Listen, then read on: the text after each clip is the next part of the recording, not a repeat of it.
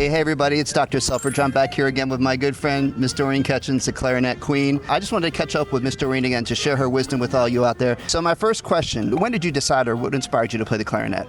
Well, I was trying to get out of a history test. Just trying to get out of the history test and raised my hand to go to the band room and got to the band room and I saw pictures of, different instruments, and the flute was just so beautiful, sleek and silver. It's absolutely fabulous. So I said, I want to play the flute.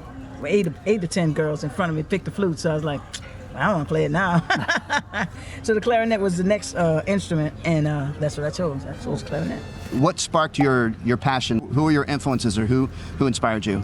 Oh, it's Louis Armstrong. I mean, as far as jazz went, but when I first started playing music, it was in elementary school, and we were just playing little songs. Actually, the first performance I did was in elementary school, and that was When the Saints Go Marching In. But I was just really good at it, and I kept working at it, and so what inspired me was just staying really good. I was like first chair, and I wanted to stay that way.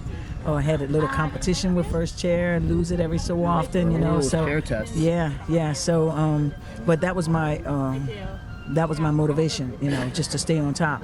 And once I got into playing jazz, it was Louis Armstrong. That's how I found my voice, physically, and my voice on the clarinet.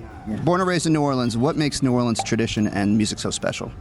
Oh, well, I mean, it's that spark. We're born and raised with it. Even though we don't know it, there's music everywhere. You know what I mean? Everywhere we go, there's music. There's music in schools. There's music in church. There's music on the corners. There's music everywhere. So, it's in you before you even know it. And then it just comes out of you if you're lucky. What's your advice to young musicians coming up? Find something you love. Find an instrument that makes you feel like picking it up. And work hard at it, because if you work really hard at it in the beginning, you get really good, and then you keep working hard and you stay really good. It doesn't have to just be scales, it could be songs that you like, it could be playing with the radio, it could be all kind of stuff, you know what I mean? But just put the work in, you'll love it, you'll be happy for it. After you put that work in. Yes indeed, you gotta put the work in. So inspiring. Thank you so much. Thank you.